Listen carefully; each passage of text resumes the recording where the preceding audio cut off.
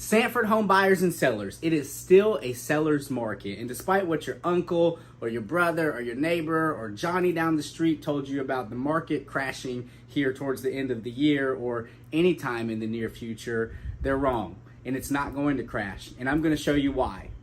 You see, when interest rates went up, a lot of people expected the market to come down because they also expected at the same time listings to go up in volume, more houses to be listed, and with less buyers because interest rates went up, putting a lot of buyers out of the market, they expected a surplus of inventory on the market.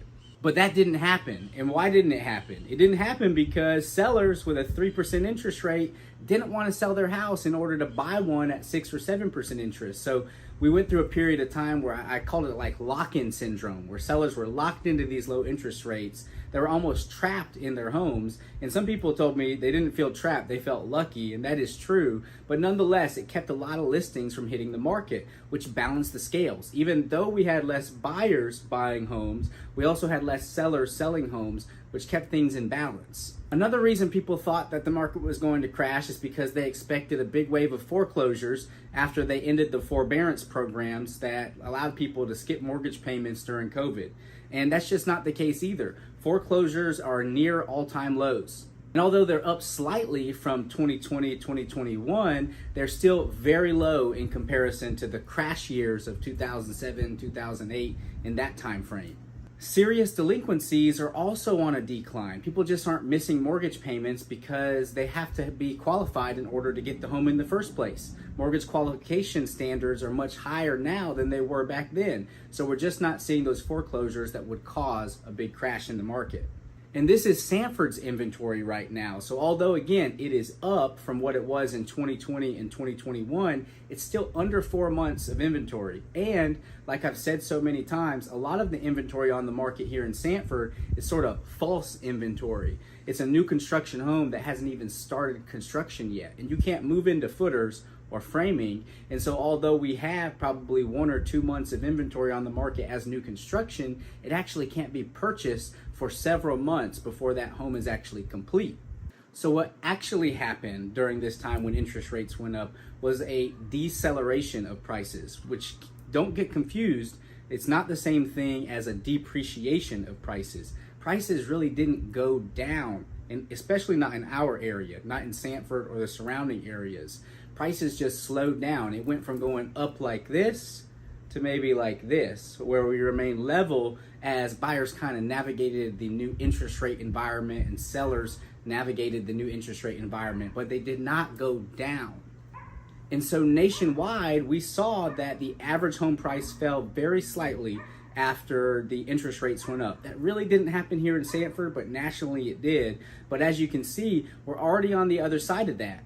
Once we got through that initial shock and buyers just came to terms with these interest rates are here to stay, buyer demand picked up again and home prices started going up again. They've gone up even more here in Sanford and the surrounding areas. And although we have lower buyer volume and buyer traffic at showings than we did in 2020 and 2021, those were really unicorn years, right? The normal market years, 2018 and 19, we have significantly higher buyer traffic right now on listings than we did during those normal times, which is still causing homes in Sanford to sell very quickly. Maybe not as quickly in 2020 and 2021, and who really wants that anyway, for a house to hit the market at 2 p.m. and be under contract at 8 p.m., giving you little to no time to make a decision or see the house, right? You want to have a little bit of time. Houses right now are taking approximately 41 days to go from listing to closing. Most closings are about 30 days escrow period, so it's taken about 11 days. Some of the sources say 6 days to go under contract right now. Historically, that is still extremely fast for a house to sell, just not as fast as 2020 and 2021. Check out this quote from Lawrence Yun, the chief economist of the National Association of Realtors. He said that the market wouldn't have any trouble absorbing inventory even if it doubled, right? So even if the amount of houses for sale on the market right now doubled tomorrow, the market wouldn't have any problem absorbing those homes, meaning there'd be enough buyers out there to buy all of them without it causing us to go into a buyer's market. That just means that we are still very much in a seller's market, like I said at the beginning of this video. And if we're still in a seller's market right now, with interest rates around 7 to 7.5%. You might see interest rates lower than that, but it's because you pay discount points to get it. The par interest rate is between 7 and 7.5%, depending on your mortgage type, whether it's FHA, VA, USDA, or conventional. 7 to 7.5% for the par interest rate is historically higher than average. If we get back down to the average, if interest rates come back down, what do you think is going to happen if we're already in a seller's market? I can tell you what's going to happen. The market is going to heat up very quickly. Now, one saving grace from it getting like totally out of control is that all those sellers who had lock-in syndrome and didn't want to sell their house, when the interest rates come back down and they can get a 5% or a 4.5% interest rate by paying a couple discount points, then they might decide that it's time to sell, which might balance the scales a little bit from the influx of buyers that we expect to rush back to the marketplace when interest rates come down. So all these buyers rush back in, low inventory is already there, it's going to drive prices up. It might not drive it up too crazy high if we have sellers who are there to sell their homes and balance that market and give all these buyers something to buy. And as you can see by this graph, we're expecting that interest rates are going to come down again soon. And here's a forecast of where interest rates are expected to go by some of the biggest names in the industry.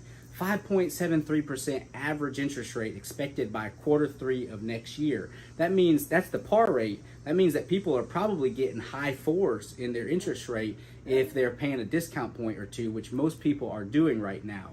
So the buyers in general have become accustomed to it. So when that interest rate comes down and we're already in a seller's market, we're going to have fireworks. And the sellers that are on the fence and don't want to sell because they don't want the interest rate to go too high, the gap's going to get smaller and a lot of those people are going to want to move. So that's what's to come 6 to 9 months from now. Nobody knows exactly when, but what's happening right now? Last month, a little under half of the homes that sold in Sanford went under asking price. Now, not crazy under asking price, but slightly under asking price, indicating that buyers still have some leverage in the marketplace. Because that house is taking 11 days to sell right now instead of 11 hours, sellers can get a little antsy after that first week on the market and they don't have any offers. So they might accept that offer that's 10 grand under asking price. Now, I would also challenge you that if you're looking to buy right now, get them to pay closing costs rather than getting them to come down on the price so much, because that can really help move the needle more for your interest rate, using those seller paid closing costs to pay down points to get you that lower interest rate. But almost half of the homes sold went under asking price, but almost 30% of the houses that sold went above asking price, indicating still sellers have a lot of leverage. They have a lot of power. If your home is prepared properly for a listing, it is priced properly, and it is presented properly with the right marketing and paid ads and get enough traffic to that listing, then houses are still selling over asking price. So if you're someone that needs to buy and sell at the same time, you can have your cake and eat it too. You could potentially sell your home above asking price and buy one under asking price, getting the best of both worlds. And one last slide to just show you that the market is still moving quickly. Almost 80% of the homes sold went under contract in under 30 days, which 30 days on the market right now seems like an eternity because we were spoiled in 2020, 2021. But historically, houses taking less than a month to sell is extremely fast. So to wrap up, we're still in a seller's market. There's potential that when interest rates come down, it's going to get even hotter, that the market gets crazy. Maybe the saving grace is there's a lot of sellers that will choose to sell then and help balance out all the buyers that rush to the marketplace. But if you're looking to buy or sell, there's an opportune window right now where you can get the best of both worlds in terms of selling your house for the most money possible and buying a home with a little bit of leverage before that leverage disappears. So if you need some help with that, we'd love the opportunity to earn your business. I'm Walter Susevich, Sanford Surrounded, who helps you with your home matters.